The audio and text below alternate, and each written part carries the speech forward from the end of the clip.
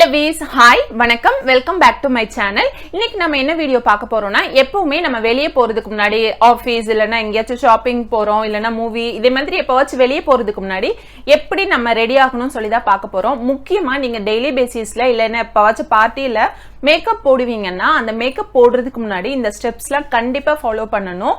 ஏன்னா மேக்கப் போடுறதுக்கு ரொம்ப கிளீனான மாய்ஸ்சரா இருக்கிற ஸ்கின் தான் தேவை.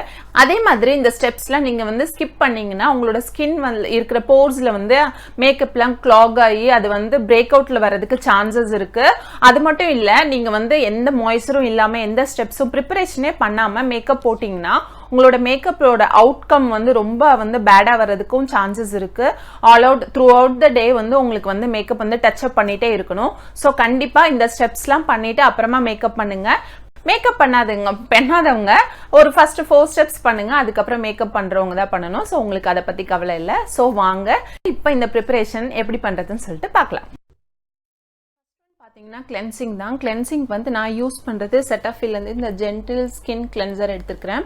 இது வந்து ட்ரை அண்ட் சென்சிட்டிவ் ஸ்கின்னுக்கானது. அதே மாதிரி நீங்களும் ஃபேஸ் வாஷ் யூஸ் பண்ணுறப்போ கண்டிப்பாக உங்களோட ஸ்கின் டைப்புக்கு சூட் ஆகுற மாதிரி தான் சூஸ் பண்ணணும். இல்லைன்னா என்ன ஆகும்னா உங்களோட ஸ்கின் வந்து வாஷ் பண்ணதுக்கு அப்புறமா ஃபேஸ் வந்து ஒரு மாதிரி ரொம்ப ட்ரை ஆன மாதிரி இருக்கும். அது வந்து உங்களுக்கு செட் ஆகாது. மேக்கப் போடுறப்பவும் ரொம்ப ட்ரையாக இருந்தால் எப்படி இருக்கும் அது மாதிரி தான் இருக்கும். ஸோ எப்போவுமே உங்களோட ஸ்கின் டைப்புக்கு சூஸ் ஆகிற மாதிரி ஃபேஸ் வாஷ் வந்து யூஸ் பண்ணுங்கள். நான் இப்போ யூஸ் பண்ணுறது வந்து செட்டாஃபில். இது ரொம்ப ஜென்டிலாக இருக்கும். இது வந்து ட்ரை சென்சிட்டிவ் ஸ்கின்னுக்கான ஃபேஸ் வாஷ் தான். நீங்கள் ஃபேஸ் வாஷ் பண்ணுறப்ப பார்த்தீங்கன்னா ரொம்ப வந்து ஹார்ஷாக பண்ணணும்னு அவசியம் இல்லை. ஃபேஸ் வாஷ் வந்து ஜஸ்ட் அதில் உள்ள டர்ட்லாம் போகிறதுக்கு தான். ஸோ ரொம்ப போட்டு ஸ்க்ரப் பண்ணாதீங்க. லைட்டாக உங்களுக்கு வந்து சர்க்குலர் மோஷனில் நீங்கள் இப்படி பண்ணால் போதும்.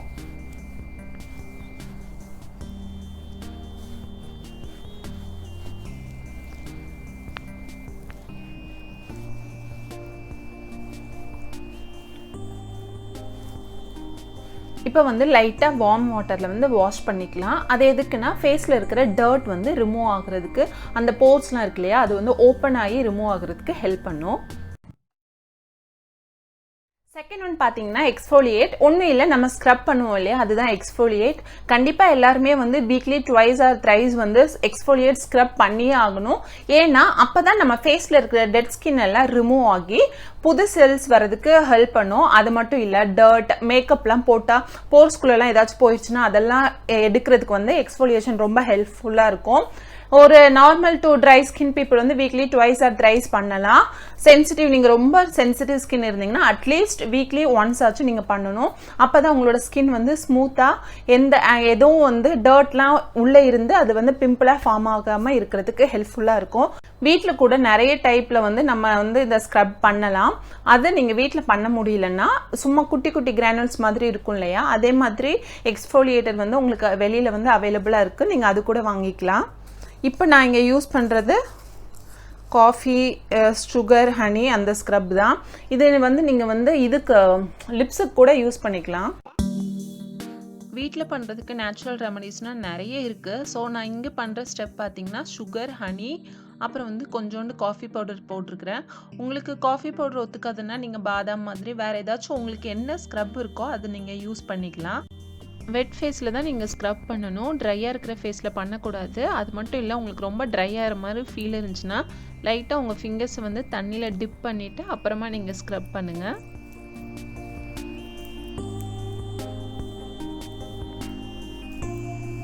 நீங்கள் ரொம்ப மைல்டாக பண்ணணும்.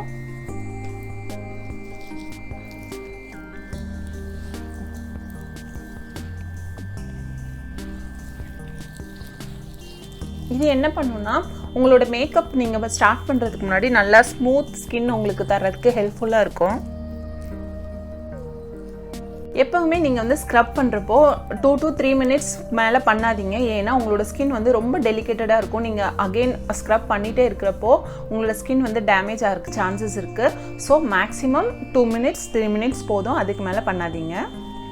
இப்போ 2 minutes ஆயாச்சு. ஸோ நம்ம இப்போ வார்ம் வாட்டரில் வாஷ் பண்ணிக்கலாம். வந்து கிளென்சிங் அண்ட் ஸ்க்ரப்பிங் முடிச்சாச்சு. அடுத்தது பார்த்தீங்கன்னா டோனிங் தான். வேற ஒன்றும் இல்லை, நம்ம டோனர் யூஸ் பண்ண போகிறோம்.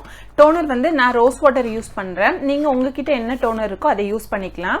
நம்ம ஐஸ் கியூப் இருக்கு இல்லையா, நீங்கள் ஐஸ் கியூப் கூட யூஸ் பண்ணி டோனராக யூஸ் பண்ணிக்கலாம். அது ரொம்ப ரொம்ப உங்களுக்கு எஃபெக்டிவாக இருக்கும். உங்களோட போர்ஸ்லாம் க்ளோஸ் ஆகிறதுக்கு ஹெல்ப்ஃபுல்லாக இருக்கும். டோனர் எதுக்கு நம்ம யூஸ் பண்ணுறோன்னா, நம்ம கிளென்ஸ் பண்ணுறப்போ ஸ்க்ரப் பண்ணுறதுக்கு, அதுக்கப்புறமா ஏதாச்சும் டர்ட்டில் வந்து ஃபேஸில் இருந்துச்சுன்னா அதை வந்து ரிமூவ் பண்ணுறதுக்கு தான் நம்ம யூஸ் பண்ணுறோம். அதனால் இதே மாதிரி ஒரு காட்டன் பேடில் இப்படி வந்து ஸ்ப்ரே பண்ணிவிட்டு நம்ம வந்து ஆல் ஓவர் ஃபேஸ் வந்து டேப் பண்ணி எடுத்துக்கலாம். ஸோ வந்து ஏதாச்சும் எக்ஸஸ் டர்ட் ஆயில் ஏதாச்சும் இருந்துச்சுன்னா அதை வந்து ரிமூவ் பண்ணுறதுக்கு ஹெல்ப் பண்ணும். நம்ம போர்ஸ் வந்து ரொம்ப க்ளீன் பண்ணி க்ளோஸ் பண்ணுறதுக்கும் ஹெல்ப் பண்ணும். நீங்கள் டோனர் செலக்ட் பண்ணுறப்போ எப்போவுமே alcohol free, paraben SLS free ப்ராடக்ட்ஸே மேக்ஸிமம் நீங்கள் செலக்ட் பண்ணுங்கள். அதுதான் நம்மளோட ஸ்கின்னுக்கு வந்து எந்த ஹார்ம்னஸும் கொடுக்காது. ஸோ நீங்கள் செலக்ட் பண்ணுறப்போ ரொம்ப கேர்ஃபுல்லாக இருங்க. இப்போ வந்து நான் இதை லைட்டாக ஸ்ப்ரே பண்ணிக்கிறேன். ஸோ வந்து எனக்கு கொஞ்சம் ரெஃப்ரெஷிங்காக இருக்கும். ரோஸ் வாட்டர் இருந்துச்சுன்னா நீங்கள் ஸ்ப்ரே பண்ணிக்கலாம். மற்றபடி டோனர்னால் நீங்கள் காட்டன் பேடில் வச்சு அப்படியே வைப் பண்ணி எடுத்துருங்க போதும்.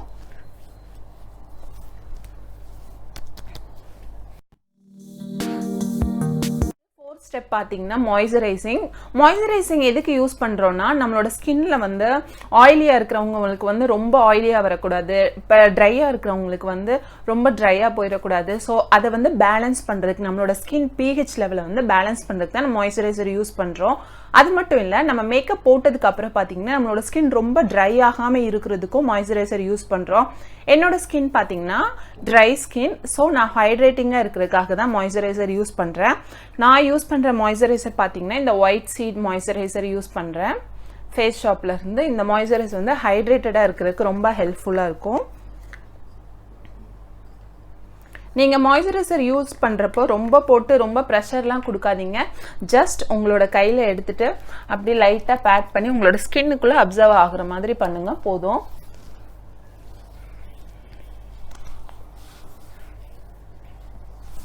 அப்படி நம்ம ஸ்க்ரப்பிங் முடிச்சுட்டு பண்ணுறதுனால ஸ்கின் வந்து அவ்வளோ ஸ்மூத்தாக இருக்குது. எப்போவுமே நீங்கள் மாய்ஸ்சரைசர் அப்ளை பண்ணதுக்கப்புறமா ஒரு 5 மினிட்ஸ் அது நல்லா ஸ்கின்ல அப்சர்வ் ஆகிற வரைக்கும் வெயிட் பண்ணுங்கள். அப்போ தான் நம்மளோட மேக்கப் வந்து பேட்சி இல்லாமல் நல்லாயிருக்கும். So wait for it. Next நீங்கள் சன்ஸ்க்ரீன் யூஸ் பண்ணிங்கன்னா, டே டைமில் சன்ஸ்க்ரீன் யூஸ் பண்ணிங்கன்னா, மாய்ஸ்சரைசர் போட்டதுக்கப்புறமா 5 மினிட்ஸ்க்கு அப்புறம் சன்ஸ்க்ரீன் போடுங்க.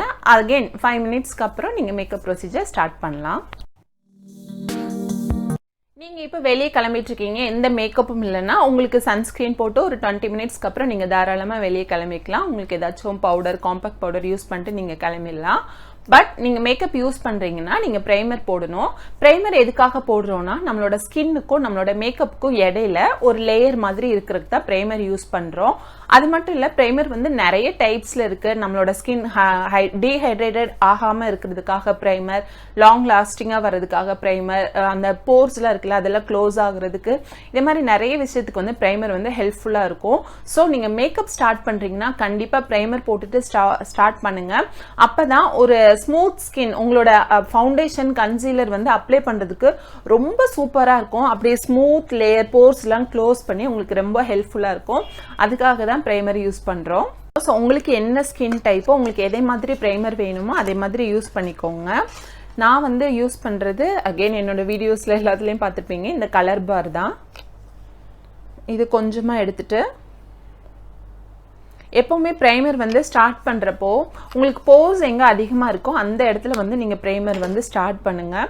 எனக்கு இங்கே அப்புறம் மூக்கு அங்கே தான். அதுக்கப்புறம் மீது எல்லா இடத்துலையும் டாட் வச்சுட்டு, உங்களுக்கு தெரியாமல் இருக்கலாம் பட் வந்து இது வாட் இஸ் த ஜெல்லி கன்சிஸ்டன்சியில் இருக்கிறதுனால உங்களுக்கு அங்கே வீடியோவில் தெரியல. தனித்தனியான ப்ரைமர் கூட இருக்குது. லிப்ஸ்க்கு ப்ரைமர் இருக்குது, ஐ ப்ரைமர் இருக்குது. ஸோ வந்து உங்களுக்கு வேணும்னா நீங்கள் வாங்கிக்கலாம். பட் டெய்லி யூஸ்க்கு மேக்கப் வந்து என்னைக்காச்சும் ஒரு நாள் தான் போடுவீங்கன்னா அவங்களுக்குலாம் இது தேவைப்படாது.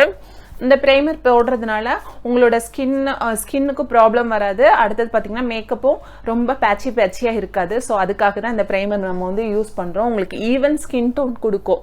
தட் மீன்ஸ் உங்களுக்கு எதான் சொன்னேன் இல்லையா, போர்ஸ்லாம் க்ளோஸ் பண்ணி உங்களுக்கு ஈவனாக அப்படியே ஸ்மூத் ஸ்கின் சர்ஃபேஸ் கொடுக்கும். ஸோ உங்களுக்கு மேக்கப் போடுறதுக்கு ரொம்ப ஈஸியாக இருக்கும். அடுத்தது பார்த்தீங்கன்னா போனஸ் ஒரு ஸ்டெப். இது வந்து யூஸ்வலாக எல்லாருமே பண்ணுறது தான். ஸோ மேக்கப் நீங்கள் எல்லாமே முடிச்சதுக்கப்புறமா இல்லைனா முடிக்கிறதுக்கு முன்னாடியே நீங்கள் ஸ்டார்ட் பண்ணுறப்போ லிப் பாமோட ஸ்டார்ட் பண்ணுங்கள். நான் இப்போ யூஸ் பண்ணுறது வந்து ஹிமாலயாவிலேருந்து இந்த லிப் பாம் யூஸ் பண்ணுறேன். I think just 20 or 25 30 rupees தான் இது. எப்போவுமே நீங்கள் வந்து லிப் பாமோட ஸ்டார்ட் பண்ணுங்கள்.